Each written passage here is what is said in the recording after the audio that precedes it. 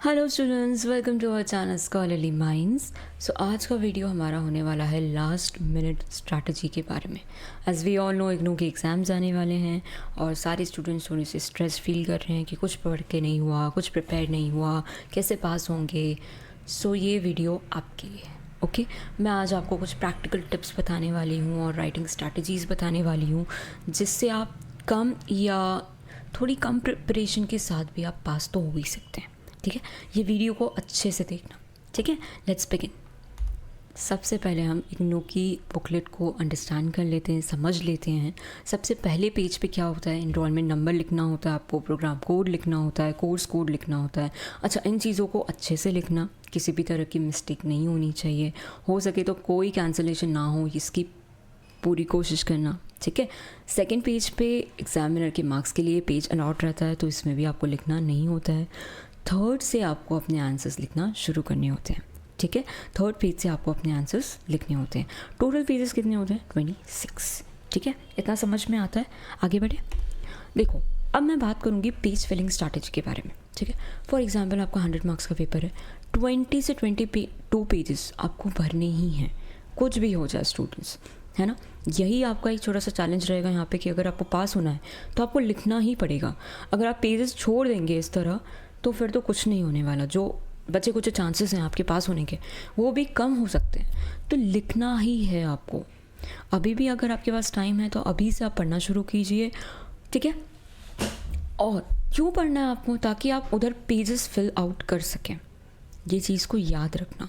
What to write when you unsure. ठीक है, for example कोई टॉपिक है, आपको बिल्कुल नहीं पता उसके बारे में, नहीं आपको समझ में आ रहा है, लेकिन ठीक है थोड़ा बहुत आपको याद है, तो आप क्या करेंगे? Write everything you know related to topic. सबसे पहले आप सब कुछ लिख दीजिए जो जो आपको याद है। ठीक है, वही बात को आप रिफ्रेस करके फिर अलग पॉइंट्स में आप लिखने की कोशिश कीजिए। ठीक है, अलग अलग वे से आप लिखिए उसे। टॉपिक को जब आप इंट्रोड्यूस करवा रहे हो, है ना, लिखते हैं टाइम, तब आप उसे बहुत डिटेल में करिए। ठीक है, एग्जाम्पल्स लिखने की कोशिश कीजिए। Okay, always and with a brief conclusion. जो कंक्लूजन आप लिखने वाले हैं, हम बताइए हमें कि कंक्लूजन में क्या लिखते हैं। जो ऊपर लिखा है वही लिखते हैं नीचे, तो उसे भी आप डिटेल में लिखिए, थोड़ा एक्सटेंड कीजिए उसे भी। ठीक है, कि pages fill to earn partial credit. आप जितना लिखेंगे उतने आपको मार्क्स मिलने की चांसेस बढ़ जाएंगे। तो लिखना ज़रूरी है स्टूडेंट्स। ठीक है, तो इस बात को आपको अच्छे से ध्यान रखना है। जितना आता है सब लिखिए। अगर आपको ऐसा लग रहा है मैं बार बार रिपीट कर रहा हूँ, ठीक है, कोई बात नहीं, लिखिए। मैंने सिर्फ आपको बोला लिखिए, रिफ्रेश कीजिए। हमें नंबर्स चाहिए और नंबर्स के लिए लिखना बहुत ज़रूरी है। ठीक है, अब मैं बात करती हूँ अटैम्प्ट एवरी मैंडेटरी क्वेश्चन। हर क्वेश्चन को आपको अटैम्प्ट करना ही है। एक भी अगर आपने क्वेश्चन छोड़ा तो इसका मतलब आपको उसमें 0 मार्क्स मिलेंगे। लेकिन अगर आपने कुछ भी लिखा है तो कम से कम आपको 3, 4, 5 कुछ तो नंबर मिल ही जाएंगे। इस बात को याद रखना। अगर 5 क्वेश्चंस है, फॉर एग्जांपल 100 मार्क्स का पेपर है, 10 क्वेश्चंस आए हैं और आपको अटैम्प्ट सिर्फ 5 करने, ठीक है, फिर भी आपने कुछ ना कुछ ठीक ठाक लिख दिया, तब भी आपको 6 या 7 नंबर मिल जाएंगे और इससे आप पास हो रहे हैं, आराम से पास हो रहे हैं। ठीक है, इन केस अगर आपने 5 क्वेश्चन सारे अटैम्प्ट किए और थोड़ा और ज़्यादा अच्छा लिखा है और आपको 7 या 8 नंबर मिल रहे हैं, तब भी आप आराम से पास हो रहे हैं।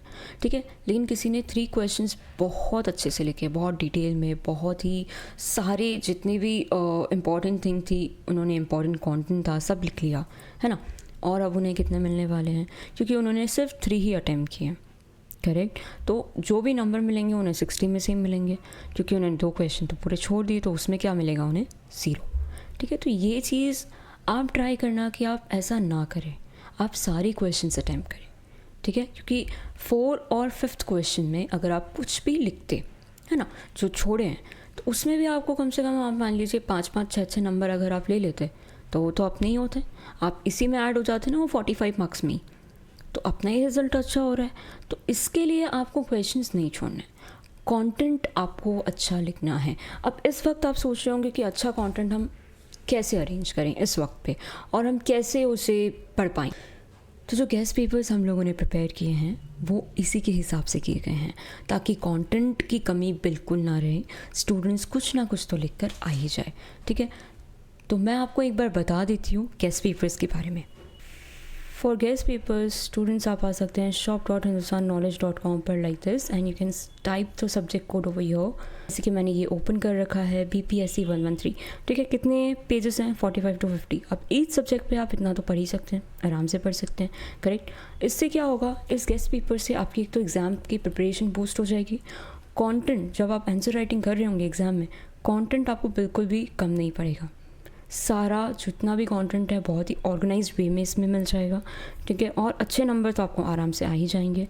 प्रेजेंटेशन का काम किसका रहेगा? आपका रहेगा। आपका काम है कि आपको अच्छे से पढ़ना भी है और वहाँ जाकर अच्छे से प्रेजेंट करना भी है।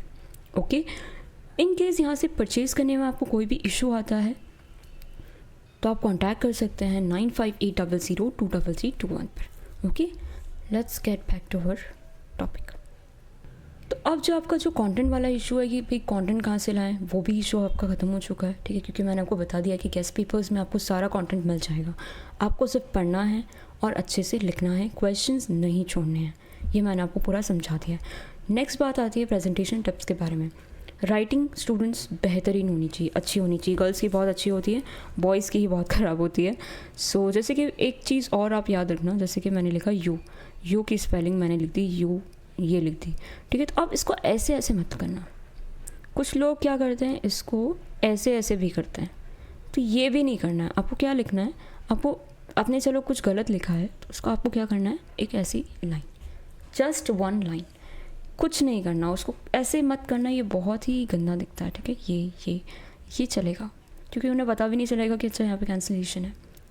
ठीक है, तो ये चीज़ आप याद रखना। बुलेट्स पॉइंट्स का यूज़ करना। ठीक है, कभी कभी क्या होता है, हेडिंग्स के अंदर सब हेडिंग होती है और उसके अंदर बुलेट पॉइंट्स होती है। ठीक है, ऐसा होता है, तो आप इन चीज़ों को फोकस में रखना कि इस पे भी आप अंडरलाइन करें, इसको भी आप थोड़ा सा बोल्ड में लिखें और इसका भी आप यूज़ करें। ठीक है, राइट द क्वेश्चन फर्स्ट। जब भी आप लिखने वाले हैं क्वेश्चन लिख दीजिए या फिर उससे रिलेटेड फेज लिख दीजिए।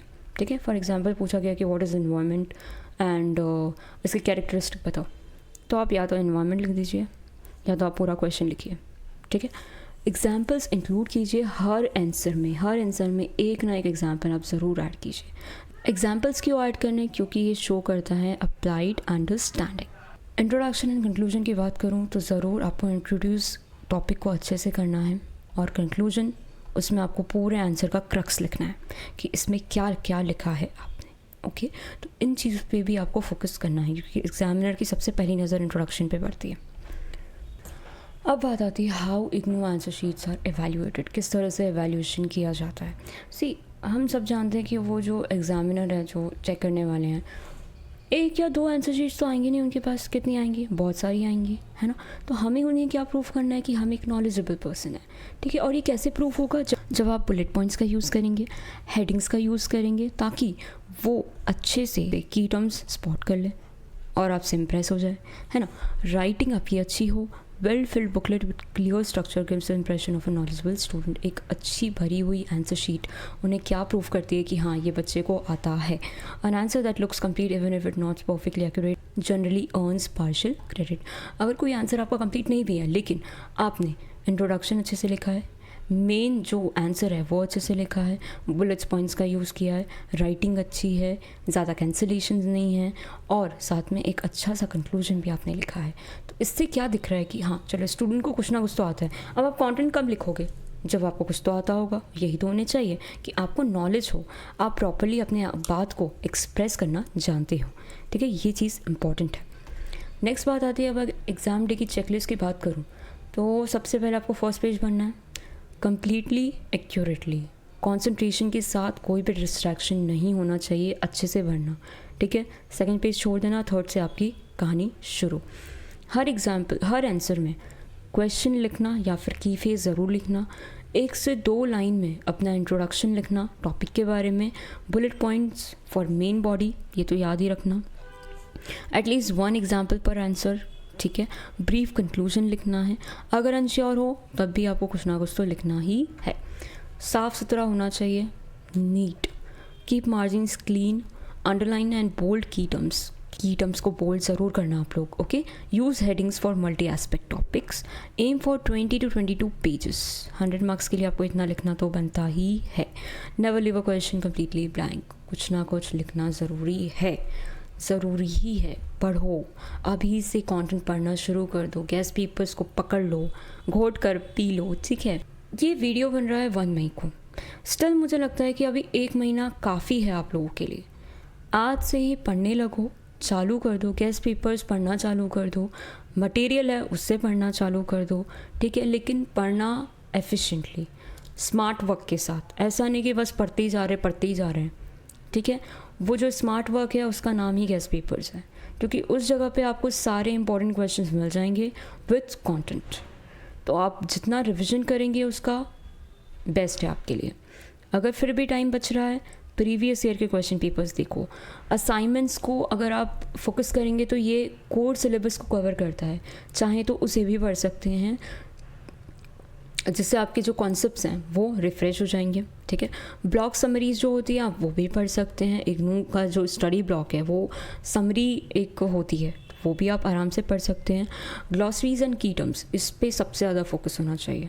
अगर आपके पास कोई मटेरियल है उसमें कीवर्ड्स हैं, उसे लिखो या तो अलग से, ठीक है, या तो फिर उसे स्टार मार्क कर दो, क्योंकि जब एग्ज़ाम आएगी उसके 1 दिन पहले आपको यही पढ़ना होगा और वो चीज़ आपके लिए बहुत ही इंपॉर्टेंट प्रूव होगी। ओके, नेक्स्ट चीज़ आती है, अगर मैं लास्ट चीज़ आपको पूरा इस वीडियो का समरी दूँ। बुकलेट का सेटअप आपने देख लिया, वॉल्यूम आपको कितना लिखना है ये भी मैंने आपको बता दिया। 22 पेजेस आपको लिखनी ही है, सारी क्वेश्चन अटेम्प्ट करना, कुछ भी मत छोड़ना। हैंड राइटिंग सुंदर होनी चाहिए, बुलेट पॉइंट्स का यूज़ ज़रूर करना, क्वेश्चन ज़रूर लिखना या फिर उसका फेज लिख देना, एग्जाम्पल्स ज़रूर इंक्लूड करना, इंट्रोडक्शन और कंक्लूजन प्रॉपरली लिखना, रिलेवेंट फिलर नहीं आ रहा है फिर भी लिखो। Study if time allows, time है तो अभी पढ़ना चालू करो, ठीक है students. So all the best for your preparation and your exams. कोई भी डाउट हो आप हमें कमेंट कर सकते हैं, and like the video and subscribe to our channel. Thank you so much.